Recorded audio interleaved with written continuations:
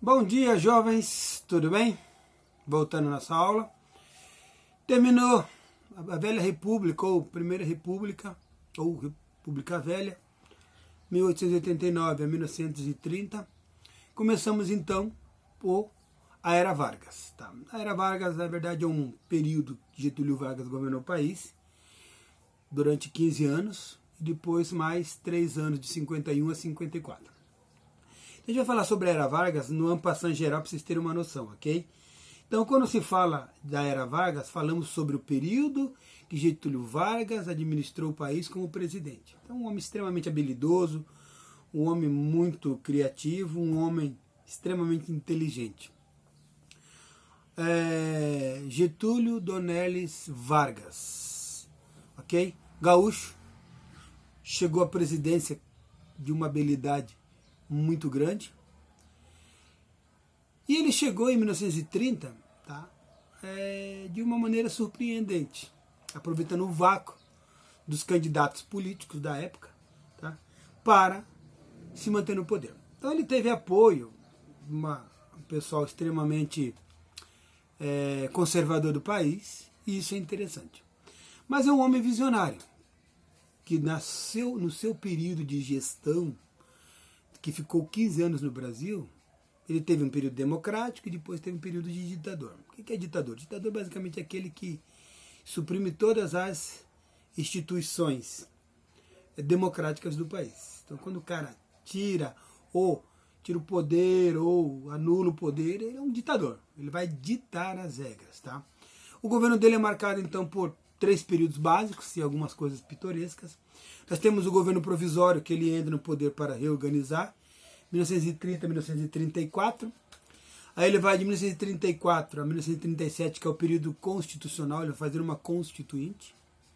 E de 1937 a 1945, ele é o Estado Novo que ele coloca, ok? Então, esse período, gente, foi marcado da Era Vargas por algumas mudanças sociais, econômicas, políticas, administrativas. Uma coisa interessante é que ele modificou o país, ele modernizou o Brasil. Os caras podem falar o que for do cara, mas ele modernizou o Brasil, que hoje nós temos muitas coisas dele. Estão tirando agora, que foi até melhorado na Constituição de 1988. Mas ele fez uma coisa interessante, ele modernizou as relações de trabalho, modernizou a indústria brasileira, ele estabeleceu planejamento estratégico para o país, para se desenvolver ao longo dos anos, criou muitas estatais, desenvolveu a educação, ele percebeu a prioridade nisso. Mas de onde veio essas ideias do cara? Na verdade, ele, como não é um bobo, não é nada, ele fez uma leitura da sua época. Então, quando você tem, na República Velha, uma série de movimentos sociais reivindicando 2 coisas básicas, 2 coisas elementares: dignidade e justiça social. Que você, quando você vê isso, quando ele fez essa leitura, o que ele percebeu? Ele fez uma leitura de todos os movimentos que nós tínhamos na época. Coluna Prestes. Ele, com certeza, não tenho dúvida nenhuma que o movimento tenentista influenciou muito as ideias de modernidade dele. Porque tanto o movimento do Forte de Copacabana, a questão da revolta da Chibata, revolta das vacinas, claro que ele fez essa leitura. E não tenho dúvida nenhuma que ele também fez uma leitura muito interessante sobre as reivindicações da Coluna Prestes. Que não, além de ser, não é porque eram comunistas, mas era porque era necessidade real da população. Então, o governo dele é marcado pelo populismo, né? Quando se fala populismo, na verdade, já explicamos para vocês. Populismo vem da ideia de que o discurso vai ser em prol da população, para os trabalhadores, para os pobres. Populismo radical, população. Tá? Então, no governo provisório dele de 1930 a 1934, ele caracterizou-se pelo processo de mudanças políticas muito fortes. Ele elimina o legislativo, federal, estadual e municipal. Ele faz isso, ele dá uma cortada nos caras. E cria novos ministérios, porque esses caras não são eficientes. É um custo muito alto para o país. Então ele cria o Ministério do Trabalho, ele melhora as relações de trabalho, ele cria o Ministério da Indústria e Comércio, ele cria o Ministério da Educação para realmente planejar, e basicamente ele também cria o Ministério da Saúde. Tá? Entre outras tantas mudanças que ele faz, nós temos que fazer uma leitura de toda a estrutura da administração dele. Tá? Ele teve dois calos. Ele estava no meio de uma briga, como nós estamos hoje, entre esquerda e direita, conservadores e liberais. No período dele, de 1934 a 1937, você tem duas fontes muito fortes no país. Uma delas é a Ação Integralista Brasileira, o AIB, aquele que luta contra os comunistas, baseado no princípio de Plínio Salgado. Tá? Bem interessante. E ele tinha a ideia de perseguir os comunistas, tirar todos os direitos democráticos das pessoas, que o Estado não devia ser tão aberto aos liberais. Tá? E você tinha a Aliança Nacional Libertadora, a ANL, que era outro partido também bem interessante. Só que esse era patrocinado por quem? Esse tinha o grupo de quem? Dos liberais, tá? E nós tínhamos o grupo dos comunistas. Então, os caras aí... E basicamente eles lutavam, a Aliança Nacional Libertadora lutava contra o imperialismo americano, a luta de classe, a liberdade de imprensa, a liberdade de uma série de coisas, ou seja, a ideia do movimento. Quando você fala da Constituição de 34, tá? Ele, no finalzinho de 34, ele propõe essa ideia, né? E o que ele vai buscar na Constituição de 34? Vai buscar o modelo alemão. A Alemanha, até um certo tempo, ela tinha o nome de República Weimar. Tá? Então ele vai pegar a Constituição da República Weimar e vai estabelecer e vai fazer uma cópia. Tá? Só que a Alemanha está passando por uma turbulência muito grande. Também tem essa briga entre os conservadores e os liberais, não tenho dúvida nenhuma disso. Né? Então o que ele faz em 34? Reduziu o poder do executivo, como falei para vocês agora, ele reduziu o trabalho dos caras, tanto da Câmara Municipal, de vereadores, reduziu o poder do prefeito, do governador, tá? Ele reduziu o poder desses caras. Estipulou um mandato presidencial de 4 anos, sem reeleição, ampliou os direitos dos trabalhadores, ele fez uma coisa bem interessante nessa Constituição, e garantiu o voto feminino. As mulheres não votavam, então ele pegou assim um negócio muito legal. Tá? Então, quando você fala em Getúlio Vargas, você tem que ter essa visão bem clara de sociedade. Tá? Já no Estado Novo, ou após 1934, quando ele termina o mandato, aí o que ele faz? Daí tem uma coisa bem interessante. Né? Ele precisa justificar a permanência do poder sem as vias democráticas. E que quando um cara quer ficar no poder, o que ele fala? Ele fala que nós estamos eminente a uma ameaça. E o que as pessoas têm mais medo são dos comunistas. Tem muito medo dos comunistas, tem pânico dos comunistas, tem pavor dos comunistas. Então você vê assim, umas pessoas extremamente ufanistas que têm pânico. E o que ele fez? Como essa propaganda estava muito difundida, não só lá, mas hoje também, o que ele faz? Aí o Exército organiza lá, juntamente com os integralistas, tal, vamos falar sobre ele daqui a pouco, eles criam essa ideia de um plano. Vamos criar um plano e vamos divulgar a imprensa toda, e com isso Getúlio Vargas se mantém no poder. Exatamente. O que ele propôs? O pessoal cobrando eleições para presidente, tal, o cara estava 4 anos ali, tal, etc. Né? O que ele propõe? Daí ele propõe essa ideia. Aí ele aceita, articulado pelo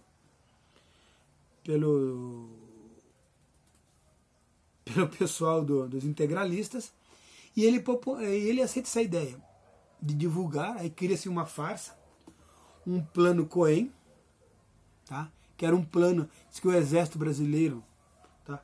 Descobriu uma célula terrorista comunista e que eles iam tomar o país. Aí Getúlio Vargas faz aquele show pirotécnico populista e ele consegue ficar no poder até 45. Na verdade ele fica até 37, 1934, até 37. Aí depois de 37 ele mão de ferro de novo. Por quê? Porque o país tinha sido consolidado. Então o plano Cohen, na verdade, foi o quê? Foi um plano criado para que justificasse a permanência de Getúlio Vargas no poder depois de 34. Tá? Lembrando, pessoal, nós tínhamos essas duas forças políticas, os integralistas e a Aliança Nacional Libertadora. Tá? Então o plano Cohen, na verdade, era um documento falso, explorou o anticomunismo que existia nas pessoas. Ele ajudou em 37 depois. Isso nós estamos no Estado Novo, golpe do Estado Novo. Tá? Aí em 37 ele cria uma Constituição nova. E em 38 ele cancela novas eleições presidenciais. Desculpa aí, tá? Uma outra coisa interessante, pessoal, que no Estado Novo, quando ele estabelece 37, então ele fica 34, ele estabelece o Plano Cohen e fica no poder. Então ele, em 37 a 45, ele cria uma ditadura. Então o que ele faz? Ele cria uma Constituição de 37, que ela é bem cidadã. Ela é bem cidadã, essa Constituição, só que ao mesmo tempo ela é extremamente dura com a democracia. Ela é cidadã porque ela garante alguns direitos da sociedade e ela dura de democracia por quê? Porque ela afronta a liberdade individual, a liberdade intelectual, principalmente essas duas aí. Né? Religiosa nem tanto, mas vamos entrar nesse mérito. Então em 37 a 45 nós temos o Estado Novo, um outro período. Ele proclama então a Constituição de 37, fecha o Congresso Nacional, instala uma ditadura, cria o Departamento de Imprensa e Propaganda aos moldes soviéticos e aos moldes nazistas e aos moldes fascistas. Tá? Impôs censura aos meios de comunicação, então ele proíbe qualquer notícia ruim, só notícia boa. O Brasil é maravilhoso, não tem nenhuma coisa ruim. Tá? Perseguiu opositores políticos, mandou assassinar. E um deles foi bem interessante, que um dos opositores dele foi a Olga Benário, a esposa do comunista Carlos Prestes, o capitão Carlos Prestes, da coluna Prestes. Ela grávida, ele prende ela. Como ela é alemã e ela é judia, e ela é uma espiã russa, o que ele faz? Ele deixa ela presa, aí o pessoal entra com um recurso no Supremo Tribunal Federal da época, pedindo a liberdade dela, justificando que ela está grávida. Mas o que o cara faz? O cara é mau, velho. O cara é mau. Malvadão. Ele pega essa mulher, manda para Hitler e ela é morta e assassinada na câmara de gás do regime nazista. Tá? Então, a Era Vargas ela teve essas maldades. Tá? Dentro da Era Vargas nós vamos falar um pouquinho da Constituição de 1937. Então, basicamente, ela foi ortogada, ou seja, ela foi publicada, colocada em ação em 1937, com isso implantando a ditadura do Estado Novo. Concentrou todos os poderes na mão do presidente, isso ele fez tranquilamente. Estabeleceu eleições indiretas, ou seja, não se escolhia o prefeito. Quem escolhia o prefeito era o presidente, um grupo de colegiados. Tá?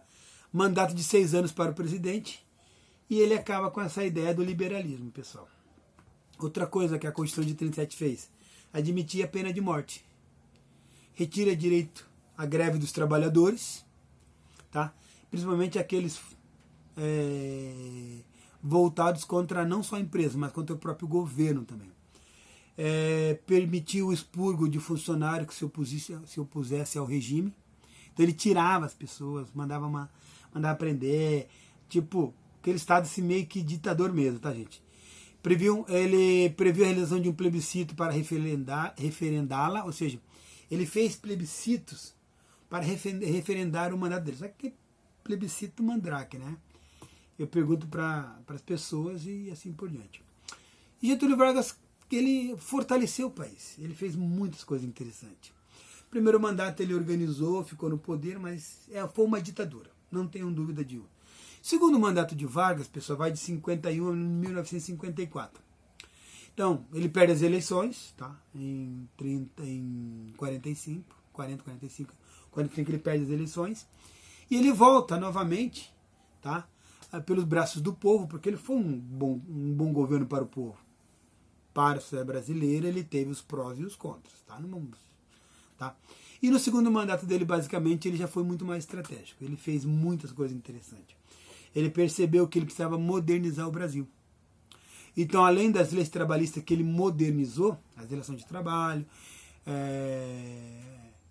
as relações comerciais, as relações entre patrão e empregado, ele criou a Petrobras, tá? Permitiu um monopólio bem interessante, que ele sabia que era importante, essa questão da matriz energética. Ele criou o BNDES em 1952, sabe o BNDES que nós temos agora, que investe no país? É isso aí. Porque a iniciativa privada não tem grana para bancar alguns projetos. Então o governo banca e os caras devolvem no empréstimo e depois ele gera emprego e gera renda. Isso é uma coisa interessante. Querem privatizar, mas tudo bem. Através de um decreto em 1952, ele também cria o projeto Menor Aprendiz. Essa molecada aí, alguns que trabalham com Menor Aprendiz, foi criado em 52 por ele. Ele cria o Banco do Nordeste com o objetivo de fomentar, ou seja, de estimular a economia do Nordeste.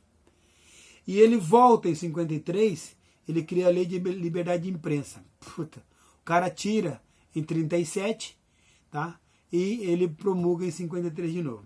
Ele tem uma campanha muito forte chamada O Petróleo é Nosso, tá? Até ele tem uma foto clássica assim, com a mão suja toda de óleo, tá? Cru, para divulgar essa campanha, tá? A propaganda deles continua sempre aquele modelo nazista, né? Um modelo estatal, tanto que você tem hoje as ditaduras, elas têm um modelo padrão de propaganda, tá? Então, em agosto de 54 ele comete suicídio, supostamente, há controvérsia sobre isso, mas a história oficial geralmente ela diz que foi suicídio. E ele deixa uma carta, testemunho, tá? Uma carta, testamento, tá? E ele tem uma última frase que ele fala: deixo a vida para entrar na história. Então, até hoje a morte dele é uma polêmica, tá? E essa polêmica hoje ela é bem evidente. Tem alguns historiadores falam, alguns peritos falam que não houve suicídio, houve assassinato. Mas a história não é o foco agora. Nosso foco é dizer o seguinte: contribuição de Vargas, período histórico, a frase dele e assim por diante. Ok? Então foi uma comoção o velório dele, entendeu? O mundo inteiro, o Brasil inteiro ficou chocado, porque ele é considerado o pai dos pobres, tá? Então, o legado do cara não tem como negar, tá? Pode falar ditador, mas não que justifique, os fins justifiquem os meios, tá? Mas ele fez uma coisa interessante. Ele investiu no Brasil, a primeira coisa que ele fez, criou obras de infraestrutura, rodovias, ferrovias, portos, centros de distribuições, desenvolveu o Parque Industrial Brasileiro. Assim, existem indústrias hoje, por exemplo, onde a gente mora, aqui tem a Cidade Industrial de Curitiba, lá em Curitiba. Aqui tem a Cidade Industrial de Apucarana. Cara, isso aí é Parque Industrial, ele desenvolveu isso aí, tá? Criou leis favoráveis aos trabalhadores, ele sabia que uma empresa forte é aquela empresa que valoriza os trabalhadores. Criou planos econômicos para geração de empregos, ele sabia que uma sociedade só se desenvolve com emprego. Ele fortaleceu a soberania nacional quando ele criou o petróleo, ou empresas estatais estratégicas de energia, de distribuição de alimentos. Ele cria as estatais com fins estratégicos. Organizou o sistema eleitoral bem interessante, o cara fez isso aí. Tá? E as estatais que ele criou, gente, sempre tinham fins estratégicos. Tá? Basicamente essa é a nossa aula. Tá? A Era Vargas, cara que contribuiu muito, fez muita merda, não tenha dúvida. 1930 a 1945, 1951 a 1954. Essa foi a aula de hoje, completando o nosso ciclo de aula sobre a Era Vargas. Um abraço e até mais.